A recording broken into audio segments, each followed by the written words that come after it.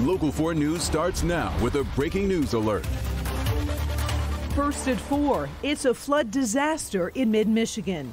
It's like a scary movie, really. I mean, I've got kids and a wife. Dams breached, raging waters sweeping over homes and businesses. Thousands of lives thrown into chaos. Experts are describing this as a 500-year event. It's going to have a major impact on this community and on our state. Now, this afternoon at 4 o'clock, let's take a live look at this. Take a look. This is where Lake Wixom should be. The dam breach has emptied the lake. At least 10,000 people told to evacuate from the area, and coronavirus restrictions are put on hold as it is no longer safe for those residents to stay home. Good afternoon. I'm Karen Drew. Your heart breaks as you take a look at the homes that are surrounded by water in Midland County. Days ago, families went about their business, not knowing everything would soon be underwater. It's all happening because of 2 dams near Midland.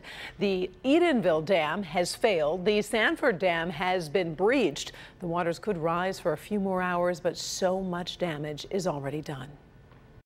Yeah, it's pretty bad. There are a lot of people that are without houses right now. So friends that live up the river that have lost their cabins and stuff on the lakes. And yeah, it's a mess. It is a mess. We do have several crews in the area to focus on the state response, the damage done, and the lives affected. Let's bring in Local 4's Jason Colthorpe. He's leading our coverage this afternoon live from Midland. So, Jason, what are you looking at where you are right now? Boy, Karen, just devastation. It's about as simply as you can put it. Midland, by the way, is downriver from the Edenville and Sanford dams. Both were overwhelmed. They had been overwhelmed, and then yesterday's rain and the rain before just completely compromised those two, sending water into the communities. The small towns of Edenville and Sanford are lakes at this point. They're underwater, and the water that was being held by the Edenville Dam, Wixom Lake, that water will now run through the city of Midland, which is behind me. And that's what you can kind of see behind me. What you would normally see would be a spray park, a farmer's market, and out there in the water, you would see the TITTABAWASSEE River, which is out there in the distance. But it won't crest until later tonight, and when it does, it's going to be devastating. This morning, Governor Whitmer took an aerial view of the area here. 10,000 people have been told to evacuate, but there have been no reports right now of deaths. That's the good news. The governor says she has reached out to FEMA at this point for help. Perhaps we can move this through a little quicker. That's going to be my pitch to FEMA when I talk to them this afternoon. After surveying the damage and being able to give a first-hand account of what's happening, it's my hope that they'll be able to move quickly and stop some of the red tape. I know that the president is scheduled to come to Michigan tomorrow. It is my intention that we will be able to give them a full briefing before they come into the state so that they know precisely what we're confronting. Yeah, we mentioned Wixom Lake, but the other images here have just been unbelievable to watch. We've seen homes swept away by rushing waters, roofs ripped right off them as they go floating away, bridges damaged, heavy machinery just pushed around by the water here. Local 4's Sean Lay shows us the aftermath here of the M30 bridge that was basically taken out by the water. Watch. We are in Edenville, Michigan, and the destruction here is absolutely breathtaking. I'm standing in the middle of the M30 bridge. It's been taken out. 5 o'clock yesterday, the guy who owns the gas stations, had it for decades here on the corner, heard a roar, and he knew that the Edenville Dam just up this way had given way, emptying Wixom Lake down this way. Matt, my photographer, is going to show you around now. This is the result. This is the M30 bridge. And you can see the power of the water that came through here yesterday afternoon, just blowing the bridge out, taking huge chunks of the roadway out with it. There's a house on the corner. It is off its foundation. All the trees that were kind of in the middle of this area here, or on the western side of the bridge, you can see there's been stripped clean.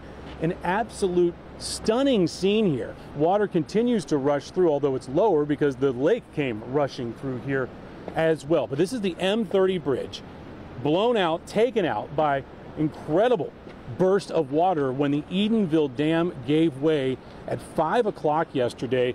The gentleman on the corner who owns the gas station, he says he was at home and he was actually evacuated 2 different times. So there's a church up on a hill here, and he spent the night in his pickup truck, hoping the water would not reach where he is. But people are stopping by the M30 bridge, just stunned by what they're seeing right here.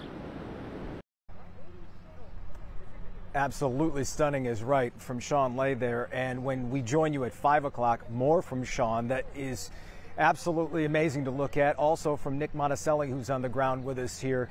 And what you can't see behind the camera is several people from the city of Midland who are out here with cameras. Most of them haven't been affected by this, but they're looking out here what would normally be a parking lot. And like we say, a spray park, and so many things that aren't there. And it's just amazing for what they see here. Karen, we'll send it back to you. And Jason, it's really frightening to report that this isn't over. I understand the river is expected to crest exactly when today? Yeah, we kind of talked that it's not over yet. That's the thing here. People in Midland are used to flooding, and they're used to a beautiful, cloudless day right after it happens. And they also know that the worst is still to come. When this river crests tonight around 8, 9 o'clock, it's going to be at 38 feet.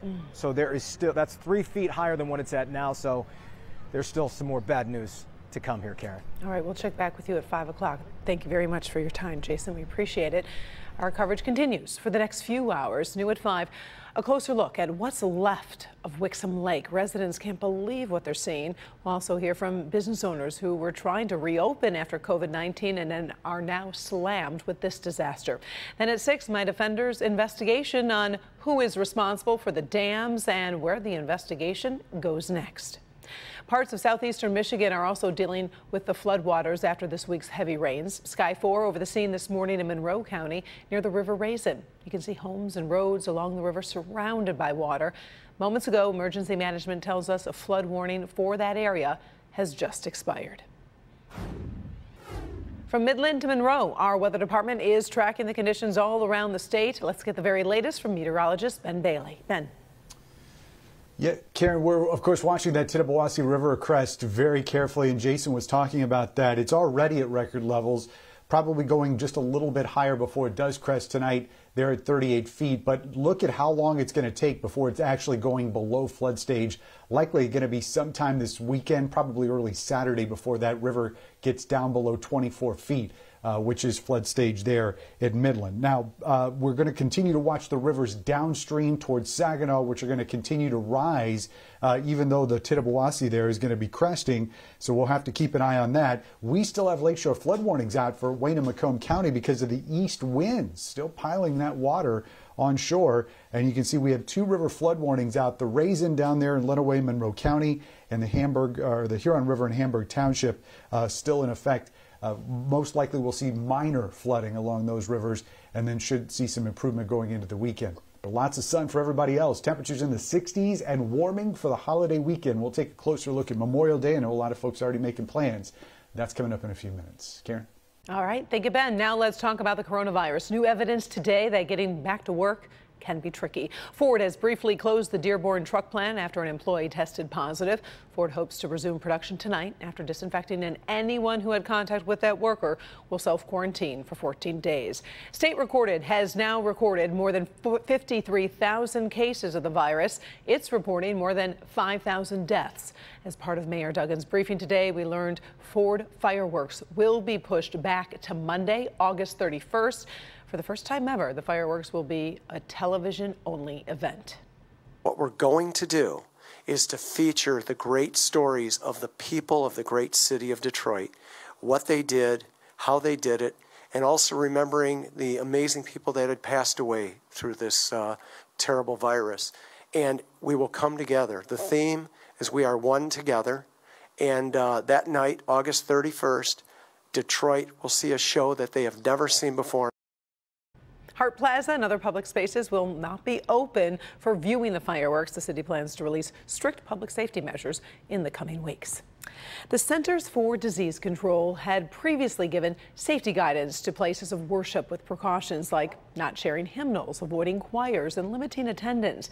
Well, now, in its recently released playbook to reopen the country, the CDC has completely eliminated those previous references. Paula Tutman taking a closer look. So this is the CDC's plan that was released very quietly late last night. They call it basically the president's plan for opening America up again.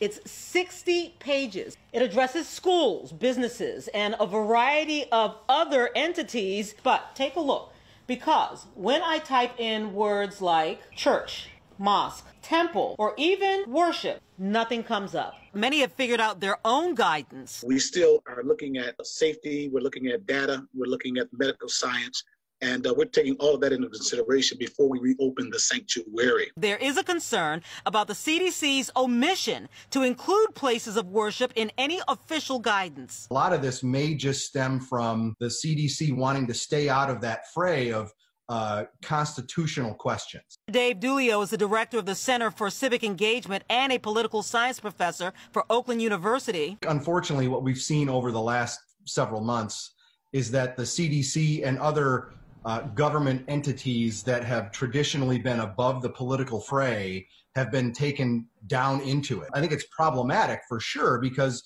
we want citizens to be able to count on information that comes from non-political offices so that they can use it in their daily life and feel good about it. Things left out by the so-called Bible of public health by the CDC. I find it hard to believe that they wouldn't even, kind of say, here's, if we were you, this is what we would suggest. Paula Tutman, Local 4. President Donald Trump will be in Ypsilanti tomorrow. He's visiting Ford's Rawsonville plant, which has been producing PPE and medical equipment. Now, one big question, will he wear a face mask? Ford policy requires a face covering inside the plant, but the president has never worn a mask in public. The company says the White House will make the final determination. Stay with Local 4 and click on Detroit for coverage of that visit tomorrow. Still ahead, President Trump tweets harsh criticism of Michigan's plan to encourage voting by mail. The Secretary of State's office says the president got it wrong.